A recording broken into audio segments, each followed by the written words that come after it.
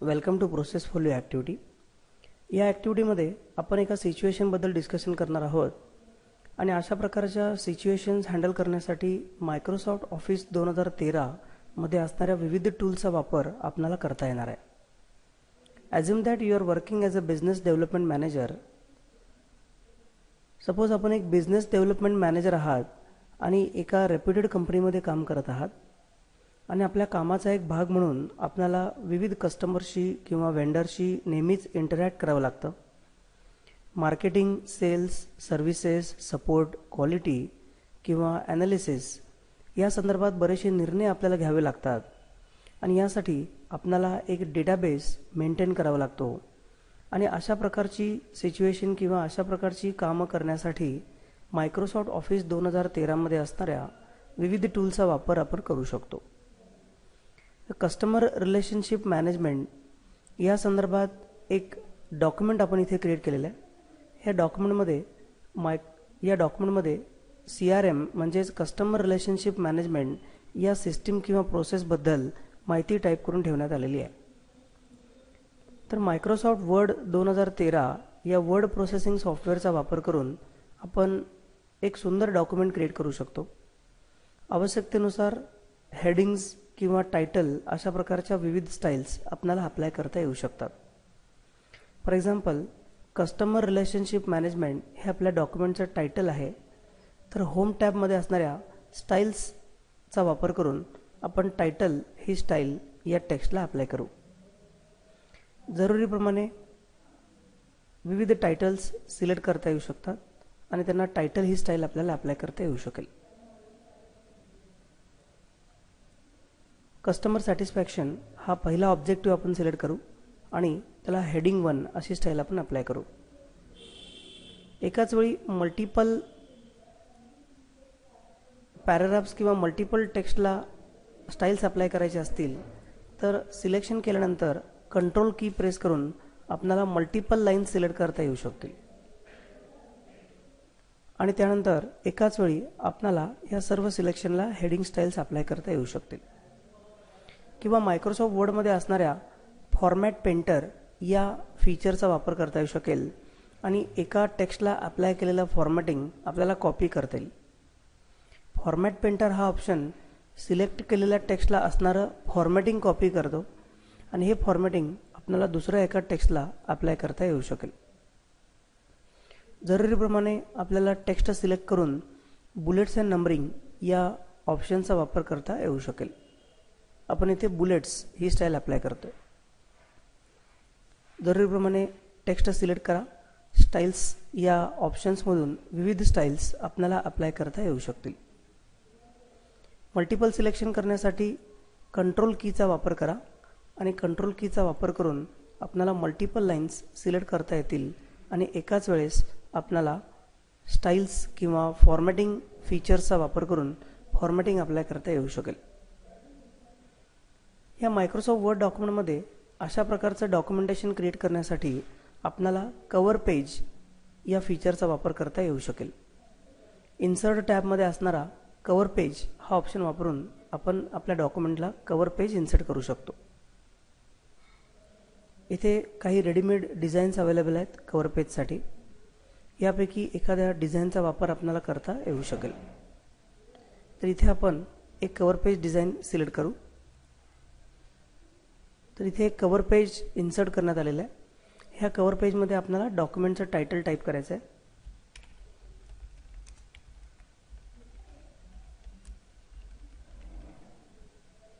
सब title आपण type करू.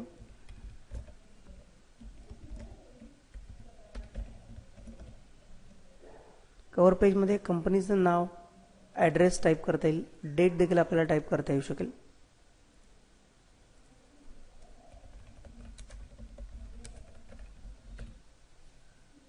Address type करू.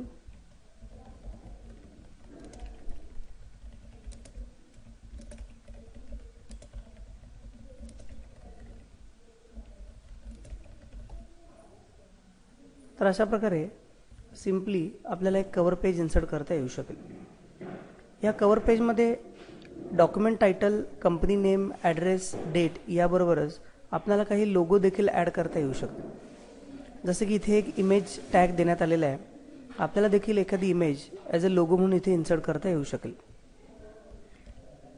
तर इन्सर्ट टॅबमध्ये पिक्चर्स नावाच्या ऑप्शनचा वापर करा आणि आपल्या फोल्डरमधील इमेज सिलेक्ट करा. इमेज सिलेक्ट केल्यानंतर इमेज रिसाइज करता येऊ शकेल. फॉर्मॅट नावाच्या ऑप्शन्समध्ये असणाऱ्या जरुरीप्रमाणे स्टाईलचा वापर आपल्याला करता येऊ शकेल. इथे विविध स्टाईल्स उपलब्ध आहेत. या स्टाईलचा वापर देखील आपण करू शकतो. तर अशा प्रकारे आपल्याला डॉक्युमेंटमध्ये कव्हर पेज इन्सर्ट करता येऊ शकेल आणि मायक्रोसॉफ्ट वर्डमध्ये असणाऱ्या विविध स्टाईल्सचा देखील वापर आपण करू शकतो. मायक्रोसॉफ्ट ऑफिस 2013 मध्ये डिझाईन नावाच्या टॅबचा वापर करून आपल्याला डॉक्युमेंट फॉर्मॅटिंग चेंज करता येऊ शकेल. म्हणजे इथे असणाऱ्या वेगवेगळ्या स्टाईलच्या सेटचा वापर आपल्याला करता येऊ शकेल. स्टाईल सेट चेंज केल्यानंतर डॉक्युमेंटमध्ये सर्व ठिकाणी जिथे headings, titles, paragraph styles apply केले गेलेले असतील अशा ठिकाणी सिलेक्ट केलेल्या डिझाईन थीमनुसार चेंजेस केले जातील आणि अशा प्रकारे आपल्याला एक डॉक्युमेंट क्रिएट करता येऊ शकेल. आता या डॉक्युमेंटला एका प्रेझेंटेशन सॉफ्टवेअरच्या सहाय्याने आपल्याला एक प्रेझेंटेशन क्रिएट करता येऊ शकेल. ह्या डॉक्युमेंटला एका अट्रॅक्टिव्ह पद्धतीनं मीटिंग्ज, सेमिनार्स किंवा लेक्चर हॉलमध्ये प्रेझेंट करण्यासाठी मायक्रोसॉफ्ट पॉवर पॉईंट या सॉफ्टवेअरचा वापर करून आपण एक प्रेझेंटेशन देखील क्रिएट करू शकतो.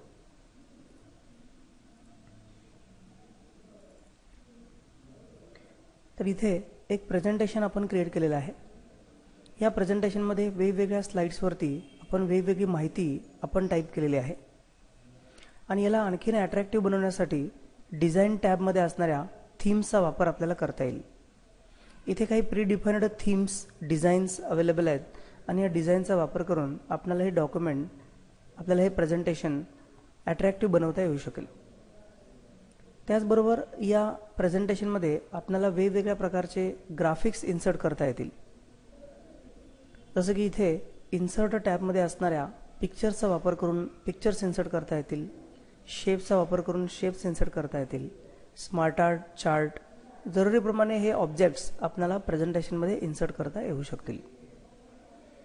या ठिकाणी कस्टमर रिलेशनशिप मॅनेजमेंट या सिस्टीमचे वेगवेगळे स्टेजेस डिस्प्ले करण्यात आलेले आहेत आणि याचं ग्राफिकल रिप्रेझेंटेशन करण्यासाठी आपण स्मार्ट आर्टचा वापर करू शकतो.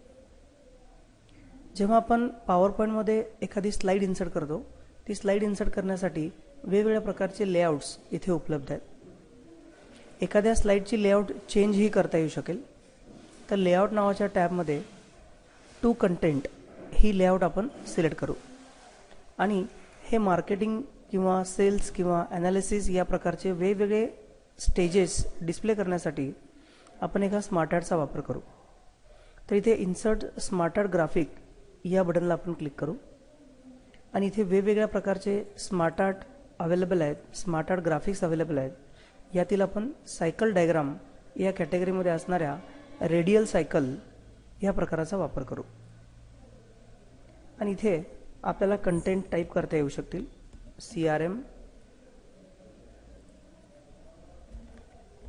CRM मध्ये असणाऱ्या वेगवेगळ्या स्टेजेसचा वापर आपल्याला इथे करता येईल. सेल्स, त्यानंतर मार्केटिंग,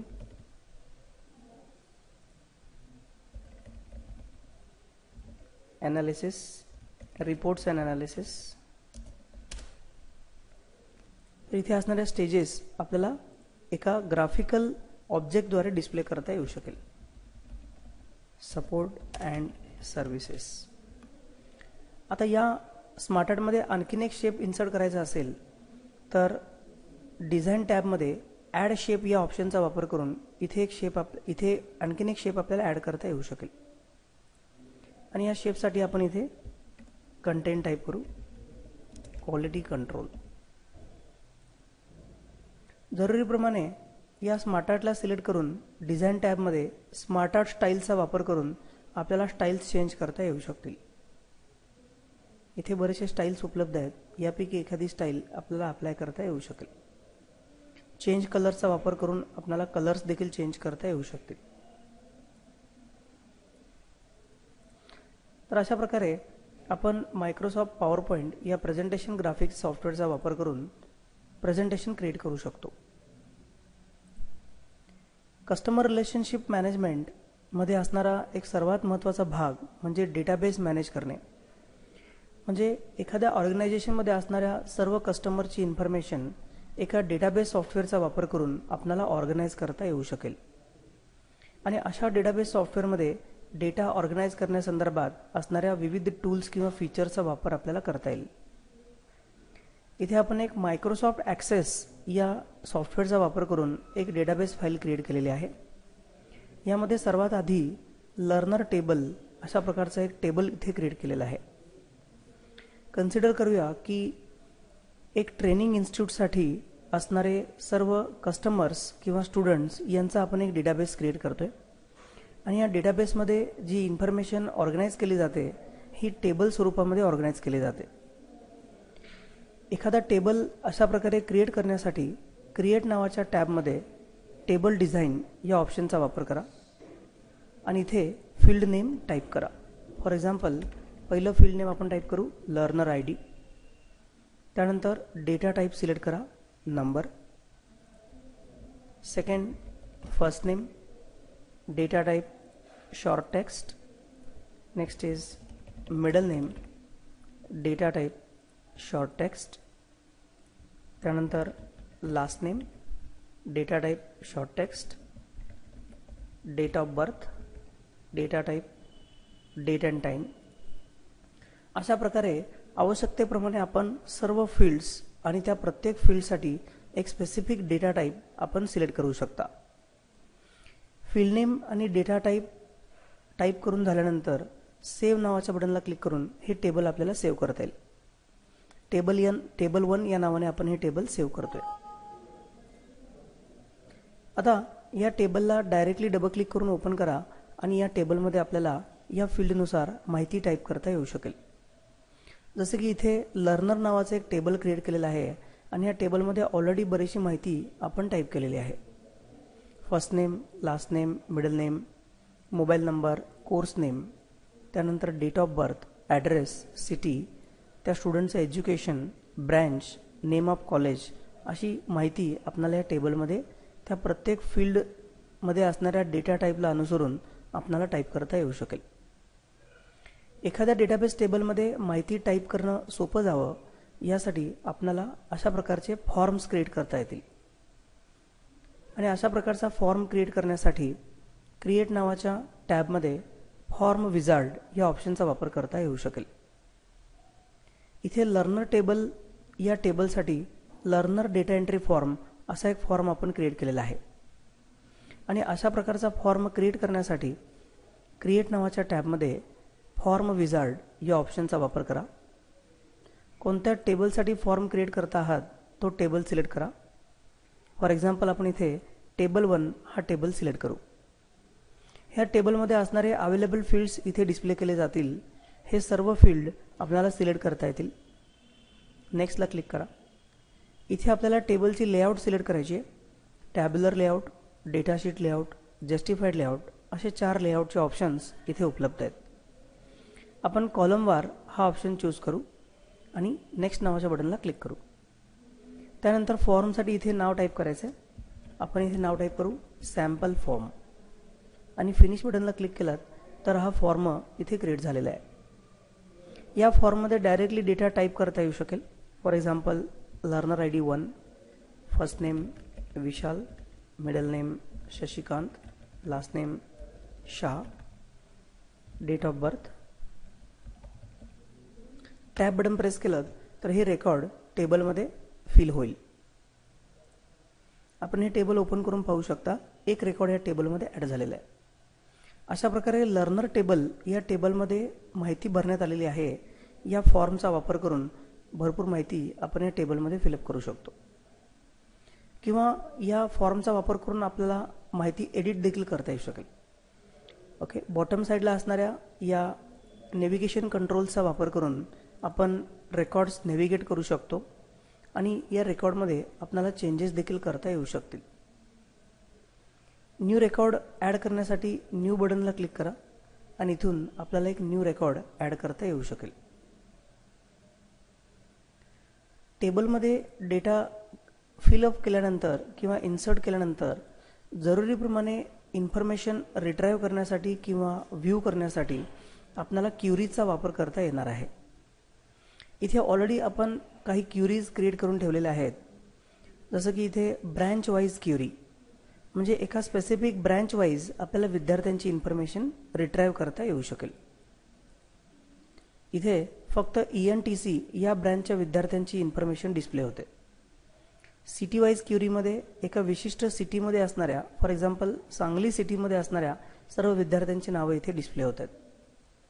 आणि कोर्स वाईज क्युरीमध्ये एका स्पेसिफिक कोर्सची इन्फॉर्मेशन किंवा एका स्पेसिफिक कोर्समध्ये असणाऱ्या विद्यार्थ्यांची इन्फॉर्मेशन डिस्प्ले होते. तर विविध कंपनीमध्ये असणाऱ्या वेगवेगळ्या क्रायटेरियानुसार आपल्याला कस्टमर टेबल क्रिएट करता येऊ शकेल आणि आवश्यकतेनुसार आपल्याला अशा प्रकारच्या क्युरीज क्रिएट करता येतील.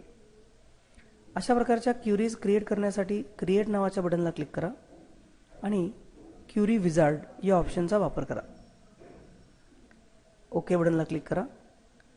कोणत्या टेबलवर आधारित इन्फॉर्मेशन शोधण्यासाठी आपण क्युरी करत आहोत तो टेबल सिलेक्ट करा आणि या टेबलमध्ये असणाऱ्या अवेलेबल फील्डपैकी क्युरीमध्ये कोणते कोणते इन्फॉर्मेशन डिस्प्ले करायची आहे तितकेच फील्ड आपण सिलेक्ट करू शकता.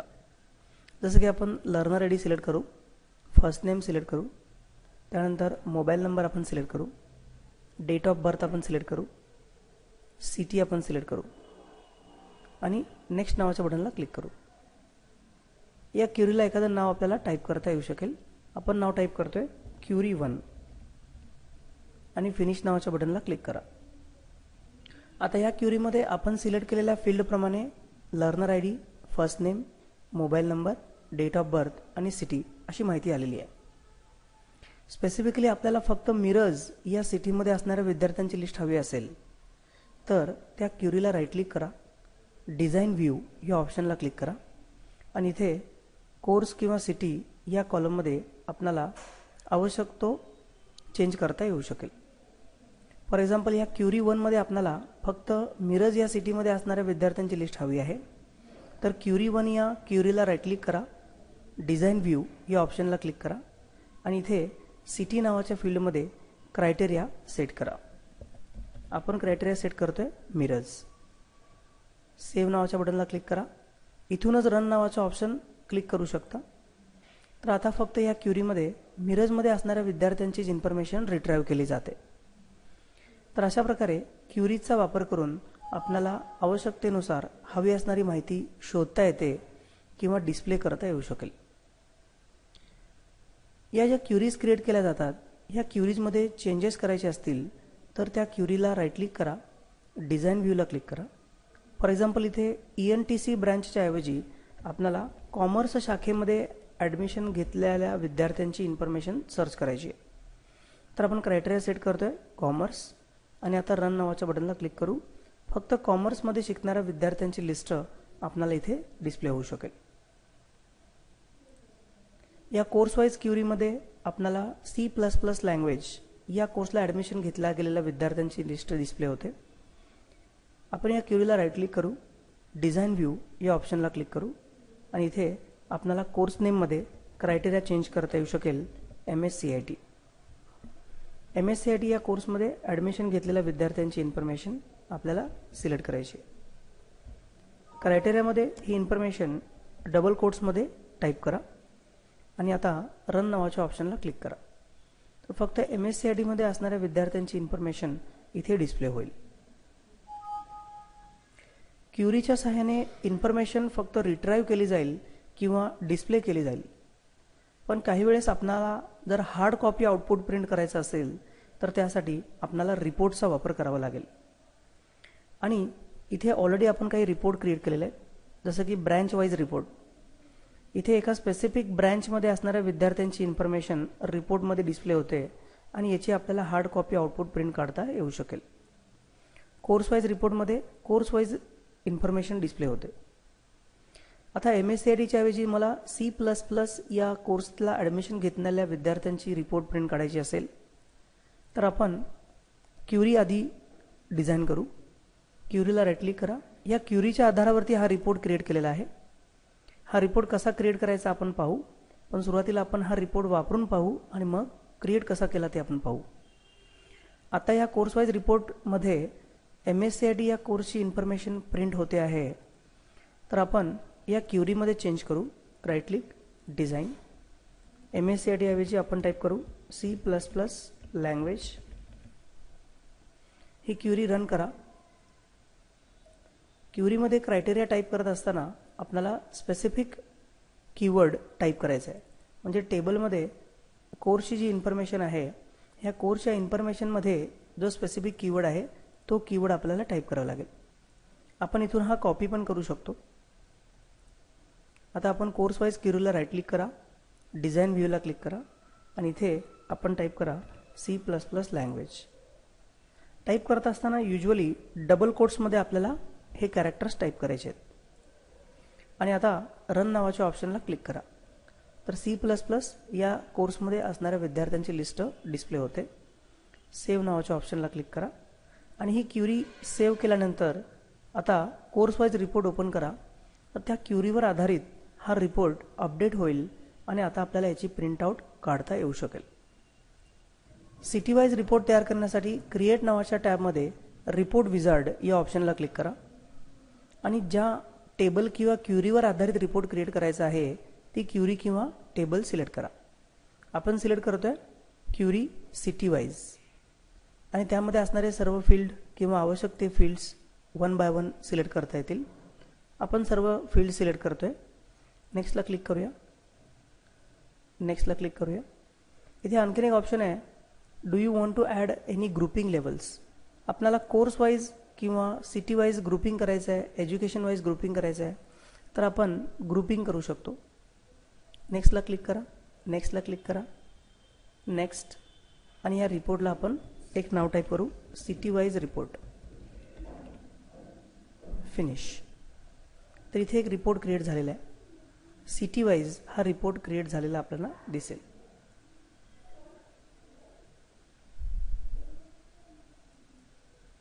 अशा प्रकारच्या डेटाबेसमध्ये आपल्याला टेबल्स, क्युरीज, फॉर्म्स आणि रिपोर्ट्स अशा विविध डेटाबेस ऑब्जेक्ट्सचा वापर करून आपल्याला डेटाबेस मेंटेन करता येऊ शकेल.